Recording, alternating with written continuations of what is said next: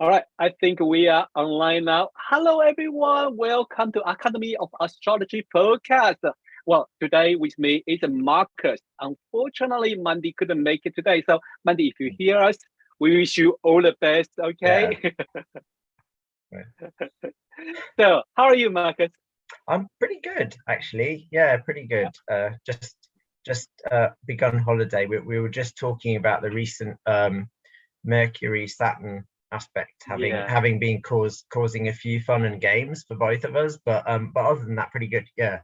Yeah. It's a small, tiny thing, to be honest, because I think some people probably know I had the operation last week, and then after the operation, I have to learn to slow down, slow things Okay. down, and take things as it is. Easy. So I have to learn. And it's kind of a process of a chiron return. Yeah, no, fully. And you're looking really well, though, Rod. I have to say. I mean, I don't know how Yeah, you're feeling, but you're looking well. So, luckily, really, the recovering process going very well. Recovering process excellent. going very well. Like today, I went out for a walk for 1 hour, so I think I Okay, feel quite brilliant. good. So yes, I wish everyone is very healthy and everything's good, because I mean, wow, this month, it's not only astrology; it's also in the astronomy or Yeah. astrophotography. It would be a very busy month. So first, on early this week, we have a super full moon, a super full Okay. moon that is moon in around a full moon around the perigee. The moon is like 30% larger Right. than So, usual full so moon. that's so So that's just to clarify that for our listeners who may not know. Yeah, sure. So a perigee and apogee, I think, is the opposite apogee, apogee. yeah, Yeah. So I hope I've got these the right way round. But perigee, I think, is when the moon is closest to the Earth. Is yes, that right? So yes, so because peri usually means close to. So closer, it's yeah, much bigger in the sky. And yeah, apogee, I think, is when it's furthest away. So yeah, it appears smaller, and of course that has, as you say, Rod, astronomical significance, but it's also got astrological significance in that if the moon is larger, we might infer that the moon's effects in prediction or in chart analysis might be a bit stronger around that time, I possibly. agree, because I mean it turned to the symbol. I think the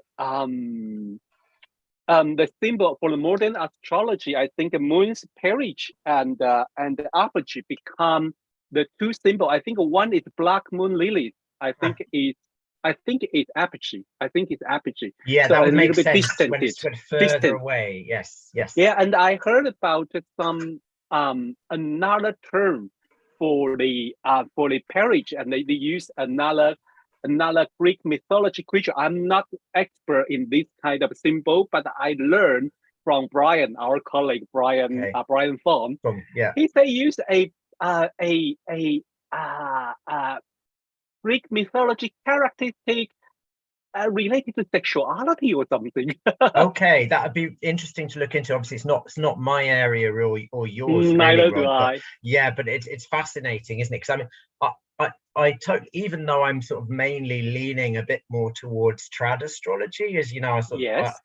it's not because I don't think modern astrological techniques work. I just prefer some of the traditional toolkit, Yeah. and it sort of fits with the idea of that there are lots of astronomical points that don't actually have planetary bodies on that we True. still give mythological meaning to. So the Yeah. obvious ones would be the lunar nodes, which would be Mm-hmm. the eclipse points, the sort of Rahu and Ketu Yeah. traditionally in Vedic astrology.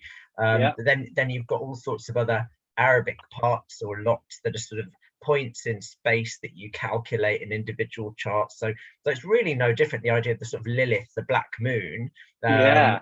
because there's some very purist traditionalist astrologers sort of will critique that and saying, oh, it's just a made up point. Well, hello, so are a lot of points in astrology. Actually, Yeah. they're just To be honest. symbolic. They're symbolic points in space. I mean, we don't, depends how metaphysical you want to get, but I suspect that Yeah. all divination is essentially taking real world data and then sort of abstracting it and making a sort of mental model out of it. And what we're Yeah. actually interpreting is the mental model we have created from the real world data rather than the real world data itself. I'm 100% agree with you, Right. especially when I started learning astrology. I have that kind of attitude you just described. Oh, that's not actual body, that's not physical body. Yeah. I don't believe that BS or whatever. And I say missing the point. Yeah. Interestingly, more I learn in astrology, more I fascinating about the Lord's point. Especially, we talk about this action period. According to the financial astrology study, they do have a strong impact in the financial market. That's fascinating. They That's do. very interesting. So you would never say, after I learned from the financial astrology, I would never say, oh, that's BS or whatever. Also, I learned a kind of thing is that the things you don't know, it doesn't mean you can be, assertive and be aggressive to say something that is rubbish or something. I think sounds a little bit childish. I agree. Well, and we obviously, I think Mandy would agree with that sentiment as well. We're pretty much on the same page with this stuff. We all get a bit tired with these sort of arguments of how many angels can dance on the head of the same pin sort of vibe. It's just like it's actually this town is big enough for the both of us in terms of these ideas, because actually it's all just a sort of a mental construct. Now, that doesn't mean to say that you can just pluck something out of the air. I do think these concepts have to be tested, and I do think they have to be bounced off of real world events over a period of time to see how they actually work. But to say that we're done now and that's enough, or that this all that I know is the limit of, it's a bit like that this is Star Wars reference, the bit where in the prequels, okay, I'm going to lose some people here, but whatever, there's a Star Wars reference where he's looking for the planet in the system, and I can't remember his name. The guy who plays Obi-Wan Kenobi, who appeared in Moulin Rouge. But anyway, that actor. I think Ewan McGregor. Well done. Yes, McGregor. Yes, we're turning parental now, Rod. We're middle-aged. We're officially forgetting things, so that's how that works. But no, Ewan McGregor, he goes to the library and he's looking for the system. He's playing Obi-Wan Kenobi, obviously, and the librarian says, "If it is not on our system, it does not exist." And I just think there's a lot of that. It's like if we don't. So to me, it's just more about really picking the toy box that you're going to play with the tools from. Do you know what I mean? So it's like I prefer a more traditional Western toy box, and other astrologers might prefer a more modern, and other astrologers might prefer Vedic, and I think that's totally fine. Any of them can produce good results in their own particular areas of expertise. And then the only little hobby horse I've got about any of that is that I think people should be really familiar with the contents of a toy box before they start mixing and matching, because so important. Do you know what I mean? Because I see a lot of people who don't really have any fundamental understanding or expertise in the contents of another toy box, borrowing and hybridizing before they really know what they're doing. And I think that can be messy. I wouldn't say never, because I'm basically an astrological libertarian. I mean, do what you like, but it's just like, Yeah, but I think I agree with you. So you know what you're going to talk about. At least you're learning the basic. Like a few things I want to talk about the astronomy and astrology phenomenon, because the end of this month we have another full moon, and the people call this is a blue moon, the second full moon in a month. So, but this is another super moon. So it's a super moon plus blue moon. We maybe going to cover it because the aspect is pretty interesting. Between that, a new moon, and then we have the sun going to opposite Saturn. We will talk about that. And also another thing is we don't usually apply astrological meaning, is the Perseids meteor shower. So this is going to happen in the evening of the 18th of August. It will be stunning if you have time. If you can go, I think it's from now, especially around the new moon. If you have time, if you are somewhere, suburban or the countryside or mountainside, going out after midnight, go to enjoy. You may see a lot of a meteor. And Well, Yeah, just a query on that, Rod. Thank you. I mean, yeah. sorry to interrupt your flow, but is that meteor shower going to be visible only from one or the other hemisphere, or is it going to be visible in all around the world? Visible all around the world, and it regularly happens during this time Okay. between the end of July to the end of August. The peak is Oh. on the mid of August, And what and this is constellation? What constellation is it in? well, it goes everywhere. It goes Oh, everywhere. There's a whole okay. sky. But Ooh. the radiant point from the precise Perseus constellation. The radiant point is coming out from the Perseus constellation, and then go Hmm. everywhere. So it could That's be, but interesting. usually I would do a prediction if I see a huge one, a fireball across the sky. Okay. I would say it's part of the constellation and the make prediction. This is how ancient, no matter Asian, Chinese, or Western astrology, we will all do that. Look at the target and make a It's a prediction. very ancient form of astrology, isn't it? So maybe even Yeah, really foundational, that kind of like watch the sky, and if something happens in lifetime that's yeah. extraordinary or different, I you have a make joke. an I have a joke to share with you, and it's our colleague, our lovely colleague, Alejo Lopez. okay.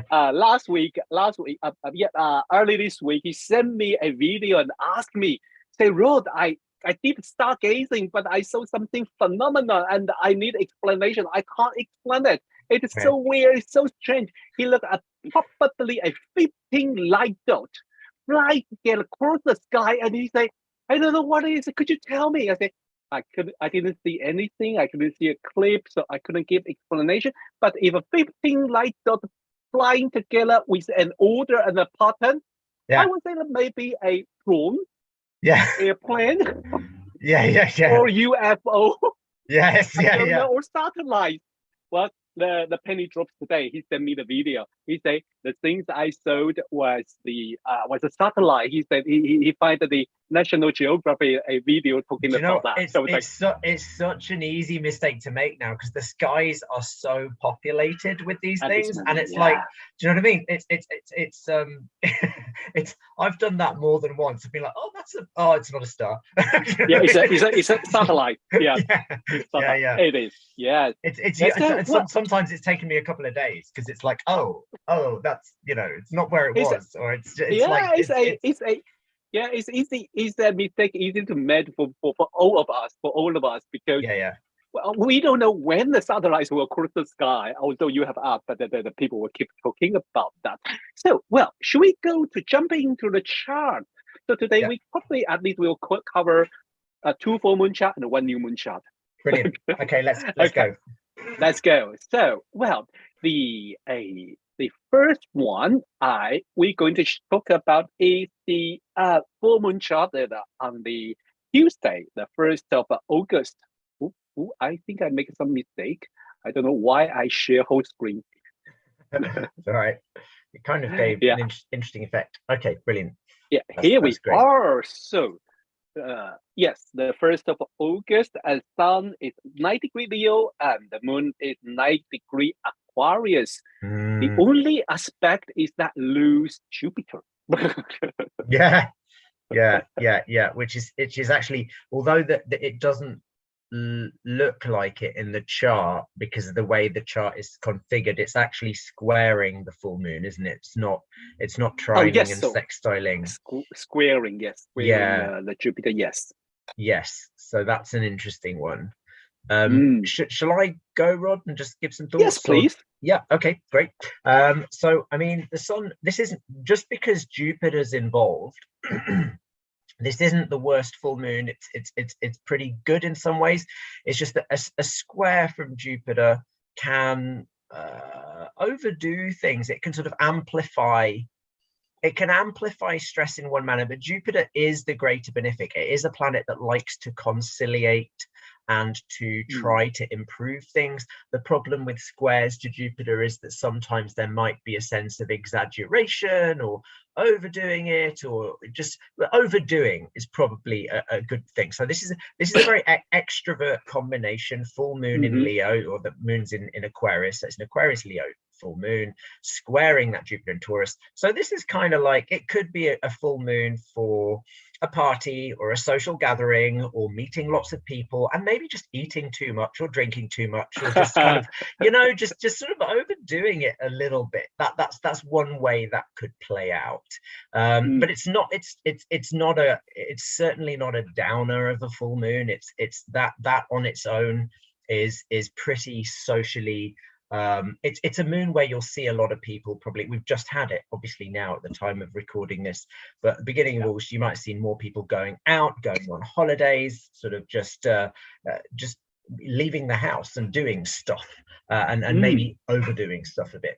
The only downer with this full moon really is that exact Mercury Saturn opposition, and that's just going to cause, in a sense, similar issues to a Mercury retrograde that is now, according to many people, the cause of all the evils in the world. But just it's in this sense, it's really just going to cause blockages or problems or delays with transport and communication. And so, you know, we were talking a bit about ways that had shown up for us in the past week. For me, I went to a festival this weekend with some friends, and the journey, which was supposed to, we went down to Cornwall from London, the journey should have taken max 6 hours. It took about 10 because there were problems with the car hire. I was going with a couple of friends from Barcelona, and when we got to the car hire place, the first car hire place wouldn't accept his payment because he didn't have the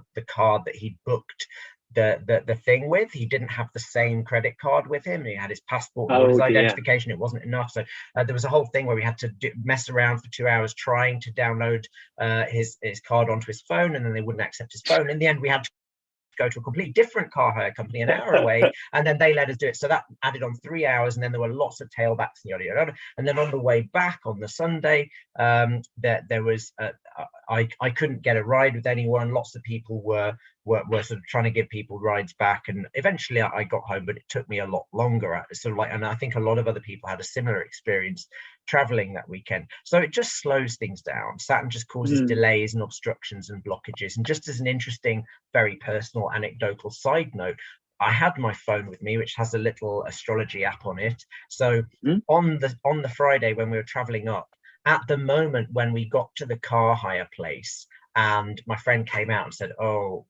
there's a problem, they won't let us pick up the car because he doesn't have the card that he booked the car with him. I looked at my phone, I looked at the app, and I looked at the transits, and Saturn was right on the descendant, with Mercury right on the ascendant. So in other words, it really highlighted that aspect. So it's just that kind of vibe, but it's not a big thing. So just on the world scale, that there might be some problems with communications and delays with things to do with communications and technology and all that Mercury stuff, hurdles to get over, basically. Yeah, while you sharing your experience, I mean, I was asking myself, oh yes, I just remember what we're talking about. There are a few things, you know, well, in a small scale. Let's say on Wednesday I have the podcast with Isabel, one of our colleagues from Poland, and the video. The qualities of sound doesn't work, and they get a lot of noise. I just couldn't handle it. Eventually, I have to cut the podcast short. And also, we mentioned about this weekend.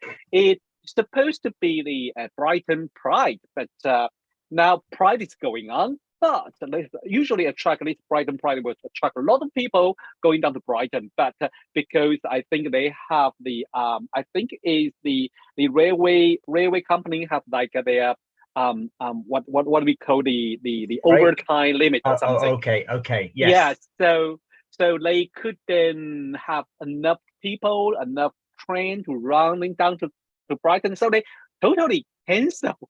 Yes, well, cancel is such a Saturn word, isn't it? Cancel exactly is a Saturn word. Yeah. Yeah, that makes sense. And just thinking about what you were saying there, Rod, actually, just cutting something short, Saturn tends to reduce things. It's Saturn and Mars. Well, Mars divides and Saturn subtracts. They both reduce things. So they'll cut things short or reduce the amount of time available, which Saturn is, of course, the ruler of time. I just thought while we were talking, the Saturn in Pisces it's a wet Saturn, and actually the festival that I was, it was so wet on the weekend that everybody started going home early, trying to leave early, because so the event was cut short by bad weather.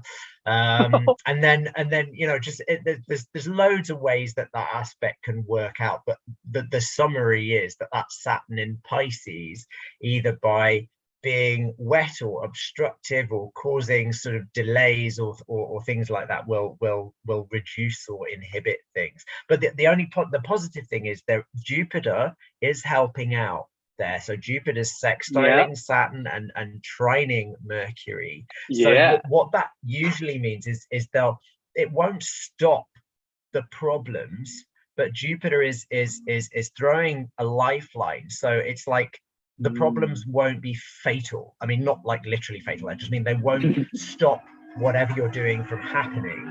It'll just be a pain in the backside. So to give a practical example, like when I was trying to get back from the festival, I had to ask about 6 or 7 people before I got a ride. But this very helpful lady said, "Oh, these guys are going towards Brighton, so you could get a lift up at Bournemouth." So I got a lift with a very friendly chap to Bournemouth, and then I had to get a train from Bournemouth back to London and so on. So it kind of all worked out. And what was fascinating, again, little personal anecdote, but I thought this illustrated the aspect so perfectly.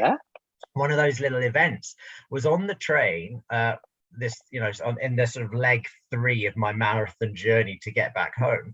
There was a girl sitting in front of me, and the ticket inspector came around and started speaking to her, and he said, "Sorry, you're on the wrong train. You'll have to get off at the next platform." And she didn't speak any English. She couldn't understand what he was saying. But I got from her accent, "Oh, she's Spanish." And I said, "Espanol," because I speak a little bit of Spanish, not well, but enough. And she was like, yes. So I was able to translate for her and explain that the next train, it was 7 o'clock. She'd have to wait 3 hours for the next train at the next stop until 9 o'clock. Or she could pay for another ticket now. And she said, "Don't worry, I'll get off at the next stop. I've got a friend who lives locally and I can meet my friend." So I just thought that's the perfect example of that aspect in a tiny little nutshell. You got the ticket inspector, the Saturn, coming round saying, "You can't do this. You'll have to get off. There's going to be a delay. And then you'll have to get your journey later," the retrograde Saturn, the repetition. The fact that like Saturn, Mercury, she couldn't understand a word he was saying because she didn't speak the language. And then there's the Jupiter things. Me, I happen to be sitting behind her. I'm happy to be able to translate and help her out. And then she has a friend who lives nearby who she can spend a couple of hours with. So it doesn't stop the thing from happening. But I just thought that's a perfect look. These things can work out in so many different ways. But if you keep your eyes open, you will see it. It's so interesting. Yeah, the way you describe it is also like when you say, the thing's going to happen, the blockage or the challenge will coming. But if you open, I like the way you say the open, when you open your eyes and keep listening or something, that Jupiter is there. If there is some hope, there is something. But I am curious about the one thing. I mean, you are so knowledgeable. When you talk about something from traditional astrology, I just like, oh my God. Could you say it again? Because you're talking about Mars is a subtraction or what? Saturn is subtraction and Mars is division. Because and Jupiter is addition and Venus is multiplication. So these are ways of thinking. So Saturn and Mars will reduce things, but Mars divides. It's interesting that the lesser malefic and the lesser benefic, Mars the lesser malefic, so-called in traditional astrology, and Venus the lesser benefic. And that's not to say that the malefics can't do good and the benefics can't do bad. They can, but it's what they're called. But it's interesting that the lesser ones actually more rapidly, like Mars will will reduce numbers much more rapidly than Saturn will, and Venus will increase things much more rapidly than Jupiter will. But the action of Jupiter and Saturn is much more gradual over time. So multiplication, Venus will amplify things much more quickly than Jupiter will, but Jupiter's is much more it's gradual, it's incremental and gradual and ongoing. Well, and same with Mars. Mars will, by division, if you divide something by 2, the number goes down much more than but with Saturn again, it's gradual. So I mean, the reason I say that, there's all sorts of sort of esoteric reasons. I mean, you could say so. Venus is obviously multiplication, because she rules in traditional thing that the sexual function, so it's go forth and multiply.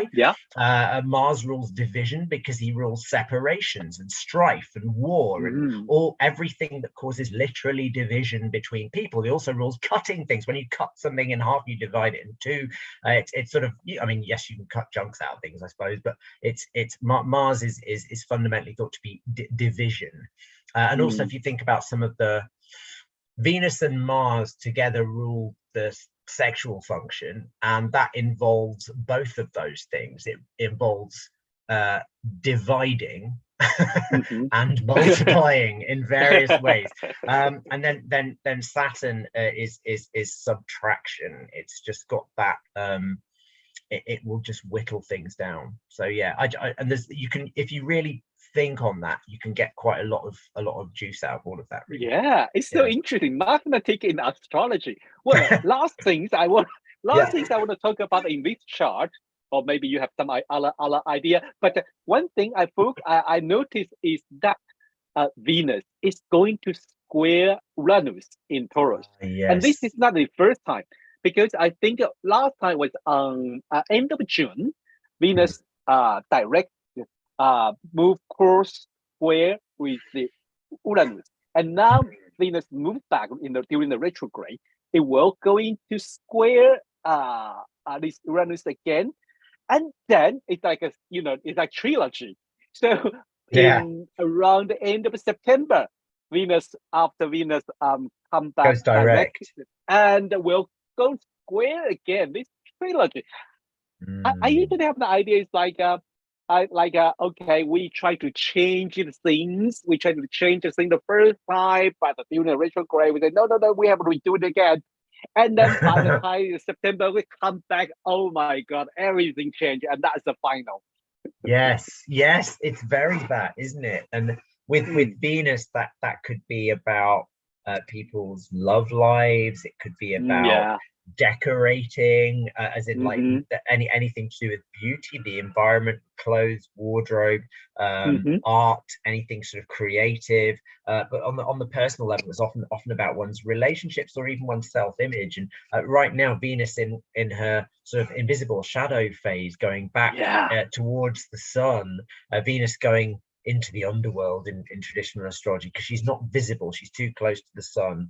She's sort of disappearing and squaring Uranus. So initially she was squaring the first and last, she'll be visible in the sky when she squares Uranus, right? So the first one, it was like kapow, stuff needs to change. Now this one is sort of like quietly kapow, stuff is changing, but it's sort of like it's sort of invisible. She's in there, so she's having another revelation, but this revelation might be a bit more subterranean, a bit more hidden, a bit less obvious. It'll be internally obvious to anyone who's experiencing it, but it's part of a process where there might just be some internal realizations about, I need to change this about my relationships, or I need to change this about the environment that I live in, or I need to change this about what do I value in my life? What do I find beauty? What adds joy to my life? This needs to change. But this is an internal realization following perhaps an initial external trigger. I like that. And also I also like it, you take the consideration of the visibility of the Venus and add it into interpretation. It's so beautiful. And this is I really enjoy that when also I don't really learn a lot from the traditional astrology, but this part of a traditional astrology have like a strong influence on me, is about the visibility of light or not, and take into consideration either, I don't want to say it doesn't work, but it may be work in another way or in another dimension, or maybe subconsciously or mentally. It's not like very obviously about it when the planet is not able to be seen, and that is pretty, no, I think that's right, Rod. I do think it definitely still has an effect, but they say a planet which is combust, that means close to the sun traditionally, cannot see or be seen. I can't remember where that quote is from. It's from some traditional source. I can't remember who, but it's cannot see or be seen. And the interesting thing is, though, if there is reception, which means if Venus is close to the sun in a sign where the sun is very strong, so that might be Leo or like Aries. this one? Exactly, like this one. So that would be traditionally the sun is receiving Venus, because it's like the sun's home and Venus is his guest. So he will look after her. So she might not be able to see or be seen, but she's not really harmed. She's still doing her thing, but she's just invisible. So and vice versa, there's a bit more controversy at the reception the other way around. Say the sun is in one of Venus's homes. So say that this was happening in Libra or Taurus or perhaps Pisces, where Venus is exalted. That might carry perhaps a similar connotation of, because then the sun is Venus's guest, so he kind of has to do what she says a little bit. But not all astrologers agree with that. That some say that Venus would be slightly harmed by that, but I don't think so. Anyway, point is, I concur with your assessment that it does mean something, but I think it would mean, because of that invisibility factor, it's going to be more internal. And I also think because Venus is retrograde has that meaning as well. Yes, so it's a double whammy. The two phenomena indicate the same similar situation. Yes, totally. Yeah. Should we move to the new moon chart? Because it would be pretty interesting, this new moon at 23° Leo, and the Venus again, pretty close. And as a retrograde Venus and very close to the new moon. And we have in this chart, I think the Mars and Neptune opposition. That sounds like this is the only opposition, not huge. I mean, let me check. Well, yes, still within 4 degrees. So yes, I would take it into account about the Mars-Neptune opposition.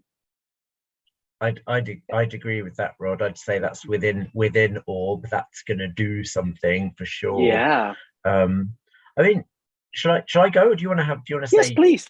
Okay. I mean, I think just looking at this chart on its own, again, it's a fairly positive new moon, in the sense that it's in Leo. It's got that square to Jupiter still, but it's the actual new moon is squaring Uranus exactly and tightly. It's still squaring Jupiter, but widely by sign, but it's exactly squaring Uranus. So this will bring in, for the next month, the next lunar month, until say mid-April, there'll be a feeling of like new possibilities that are perhaps shocking or exciting, or some sort of surprises. Uranus is a real box of surprises. You never know what you're going to get. Is it trick or is it treat? You don't know. So it's kind of like there's new possibilities coming, and there's a sense of, and with Jupiter with Uranus, that's going to skew it towards treat, I think, but not without stress. It's a square. Uranus is not an unstressful planet. It's shocking, and so Jupiter there will tend to, but it still be like, it's kind of like you've got this little jack in a box, and the lid might still pop open and smack you in the chin, but then it might sort of give you a sweetie afterwards or something. You know, there might be something exciting that comes out of it, but it might be a month of where things don't go as planned, and you have new developments popping up that are a bit surprising, and so on. And I think with the Mars Neptune opposition that you mentioned there, Rod, and we've got Mercury's not pretty wide, it's not really plugging into the Neptune, but it is close enough to the Mars. You've got a lot of that's Mars Mercury connection is going to highlight the nervous energy, and a lot of nervous tension. It's kind of like this is not a restful sleep kind of a new moon. This is a month of like shocks and surprises and feeling a bit keyed up. And with the Mars Neptune, there might be, because of all this excitement and this sort of like, oh, we've got it, there's exciting new possibilities, there's things to be done, I can't really sleep very well. There might be a desire to sort of reach for a bit more alcohol or some sedatives or things to just manage the situation, which won't help. But there's also sort of with the Mars Neptune, there could be sometimes because of that nervous tension that might be around that, there could be a few more arguments or a bit of a tendency to sort of get the wrong end of the stick, shall we say, and be a bit overcritical. And really, if people are a bit overcritical, say some nasty bits or go on Twitter and have a rant when they've had one too many drinks, for example, that will usually be happening because of this sort of like high nervous energy, and people's criticisms will probably be coming out of a sense of internal restlessness, I would say. But overall, it's quite positive. It's just beware the urge to resort to escapism and to say very critical things before you've really closely examined the situation, because it is quite a restless sort of new moon. Yeah, I really get that energy while you're talking about that. I get that. I go, oh, in the beginning, because when I noticed that sun and moon tight where Uranus, I was like, ooh, that is a little bit, I mean, because Uranus usually is the kind of a high voltage, and it's going to kind of push you so hard to make you want to change, or you have to change. And usually I was like, for a lazy person like me, just no, I don't like that. I just want to stay here. Me too. Yeah, but that something have to do. And when you talk about that, I can sense that kind of excitement, started that, okay, now I can channeling that, and I can feel like, okay, we may have to do something, but maybe it will face some frustration, some challenge, or some blockage. Yeah, and I think square. Yes, definitely. And look at Pluto back in lovely Capricorn there, trining and sextiling either end of the Mars Neptune opposition, and trining Uranus too. So it's a grand trine there between Mars, Uranus, and Pluto. And to me, that suggests that with this nervous energy, with the escapism, with sort of any sort of desire to sort of criticize or just criticize or escape, or do both. Like I say, the drunken Twitter rant would be one way I would see this.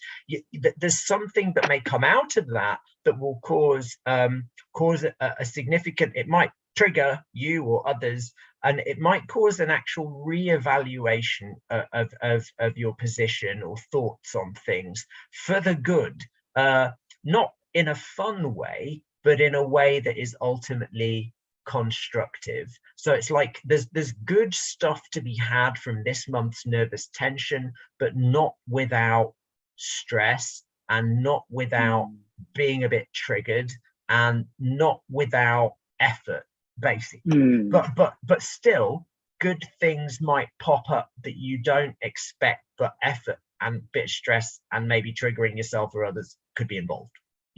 Yeah. Why are you talking about that? Because you're talking about Twitter, and we say a little bit drunken Twitter or something. I couldn't avoid. I couldn't just ignore that indeed Mercury was a tight quincunx the Chiron. And the Chiron, in one way, Chiron can heal, but also never forget that Chiron can hurt too. And I know I'm not expert of a minor aspect, but our colleague Mandy, she is totally very, very good in the quincunx and semi-sextile, all these kind of minor aspects. And indeed, she's going to have a talk with us very soon, in the end of this year. I won't announce that later. But this quincunx suggests like there is like you say, but I know that Twitter they don't have editing editing click, but they just add it in. So I think things are like, oh, I say something, I have to apologize, I have to take it back, or I have to backtrack, or something like that, and I have to say something to make it up for something else. And this very tight quincunx make me feel like it's echo with what you say about the word, and the people would say something with just because of excitement or angry.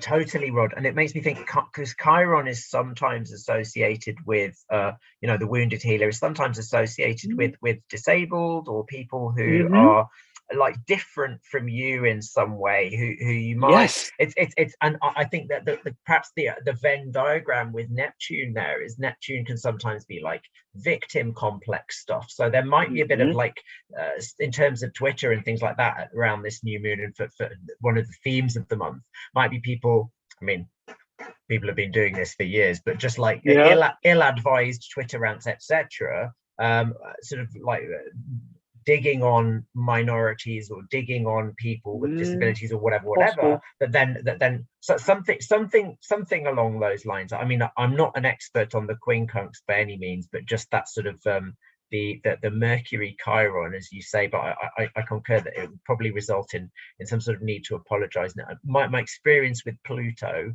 is definitely that Pluto Mars particularly is hugely triggering, and you know, and that but in this case, whatever is said or you know, let out the bag, might well be triggering, but that triggering may cause a more constructive reevaluation after the fact. I think.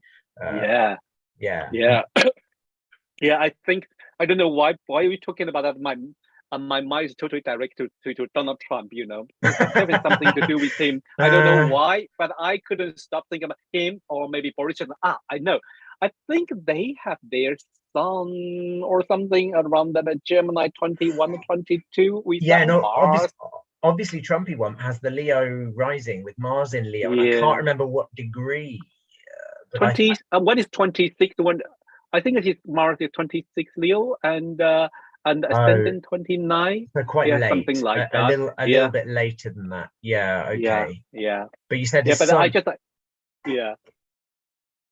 but because when you mentioned about a lot of Twitter, I just couldn't stop thinking of him. That's it. I think basically like that. No, totally. I mean, for me, I know that day is my dispensing day. So I'm on holiday this month, and I've got one day of making medicines for patients, and I already know it's going to be hella busy because it's my one day a month that I'm making medicines. That's the Mars Neptune vibe coming up there, and that's moon Saturn is that new moon is right on my Saturn at 24 Leo, so I think that's going to be a hard day, and maybe I should just keep myself offline and away from texts. How about we have a catch up, because that's the opposite my son, you know that. Yes, that's true. That will make it all together, make it whole 9 yards. Okay, should we move to the next format, because it's quite exciting. This one, because it's another supermoon, and I don't know. I remember Monday mentioned about the blue moon, but I will not go there. And but this is a supermoon and a blue moon, and look at the chart. How interesting it is! Much busier than the other two, isn't it? Yes, this is a very, very interesting one. I mean, it's a bit gnarlier as well, because we've got the Saturn all up in the business, you know. So that old Saturn up in the business. So I mean, the one bit of good news is that you know that the sun and the moon are moving away from Saturn at the time of the new moon. It's not right on it, but Saturn, you know, as opposed to with the previous full moon had Jupiter involved, it's like maybe everyone feels like they're going to go on holiday, or everyone wants to go out and party or eat or socialize, whatever. This feels very much more like I mean, it's a Thursday actually, but it feels like a Monday full moon. It feels like sort of like back to work, or like, there's so much to do. And I can't be bothered. Like the bins are full, you know, and I can't be bothered to empty them. It's got kind of that vibe, because the sun in Virgo wants to get to work, and the moon in Pisces, particularly conjunct Saturn, is just having, I can't really say this on YouTube, but it's having an attack of the ethics. You know, it's like that a little bit. So, and again though, the good thing here is that Jupiter is throwing a lifeline to either end of this full moon. So that is going to help. and particularly is going to help out the moon, because traditionally there's a mutual reception there. Modern astrologers wouldn't call it a mutual reception, but traditionally it would count, because you've got the moon in Pisces, which traditionally was ruled by Jupiter, and Jupiter in Taurus, which is the sign of the moon's exaltation. So they're both in each other's major dignities. They really like each other. So Jupiter's going to really help that moon out. So it may be like, there's loads to do, can't be bothered to do it because I'm super depressed or a bit really tired, or there's too much and I just want to sit down and not do it. But then Jupiter's like, come on, let's just organize some cupboards, let's just get the pantry sorted out, let's let's just do it's just sort of going to help the moon, let's do this and have a bit of cake or something. It's sort of like that Jupiter moon sextile by Taurus Pisces is probably really good at motivating through appropriate reward, I think. Do you know what I mean? Like, because Jupiter traditionally is a planet that, I think Lily says, Jupiter likes to make things neat and sweet. It likes to tidy stuff up and get things organized, whereas Saturn is more sort of like rules mess and decrepitude and bins and rubbish and stuff like that. So Saturn is to do with organization, but more through getting rid of things and breaking things down. So it's a different kind of organization. But if you put Saturn with the moon, usually it's like, I can't be bothered to do anything because I'm so depressed. But with Jupiter there, it'll be a bit more motivating. So all in all, this is maybe a sort of a full moon where people are just feeling a bit like there's a lot of stuff to do that they can't get to grips with, but there are tools that they can use to sort of like help motivate them, and there are little creature comforts that they have some access to, I think, something like that. Yeah, I 100% agree with you. Why are you talking about that? I already have an image about a sponge cake or something waiting for me when I finish my work. I really don't know why.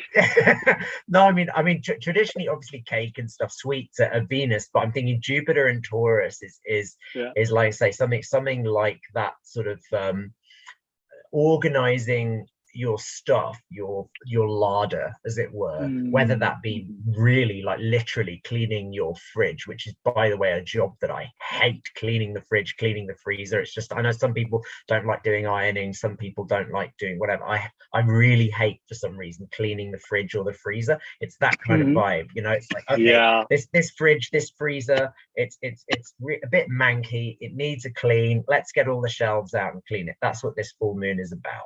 And then afterwards, you've got a nice place to store stuff, and you might reward yourself with a good bit of, as you say, a bit of cake or something, Rod.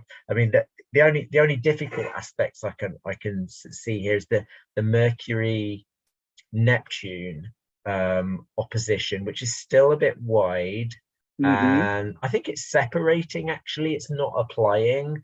Because Mercury retrograde. Yeah, it's Mercury's moving backwards, but that does imply, because Mercury is in retrograde in a wide separating opposition to Neptune, that this might be a time of sort of having to go back and sort out some things that were previously a bit confused. So in the same way that you might be having to sort of metaphorically or literally clean your fridge or clean your freezer or empty the bins or whatever it is, you've kind of got this same vibe with communications, like emails, technology, whatever, where you're going to have to go back and sort stuff out.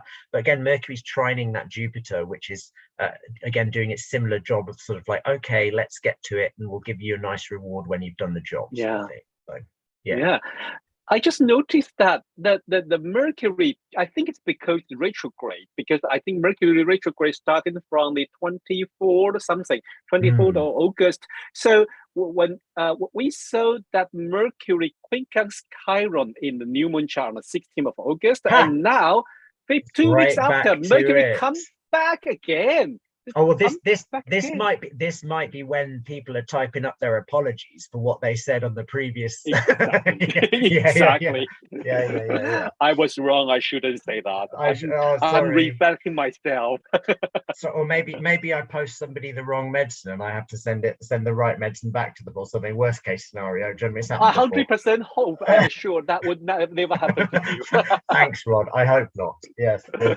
Yeah. Well, another quincunx is quite interesting. The Mars and Saturn, and that is quite tight. And these this Queen Council definitely going to bring some frustration because you have to do the heavy duty work. Look at that Mars, look at that Saturn. You have a lot of things, and it's not like Mercury and the Chiron is like, you have to do it and do it again. And they keep saying, no, do it again, try that kind of thing. It's like, you're never going to stop. I see. I mean, yeah, no, that totally makes sense.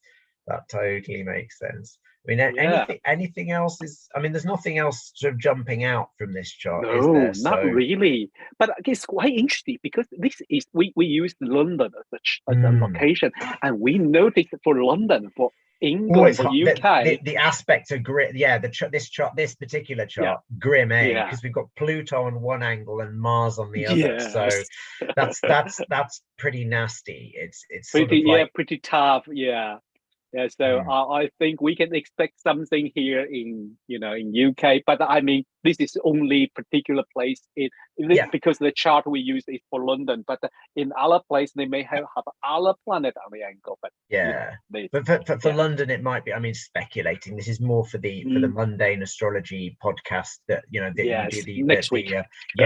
Next week. But I mean, so Mars ruling the 10th house. The 10th house can be leaders and prime ministers and public figures in general, and then Pluto on the 7th.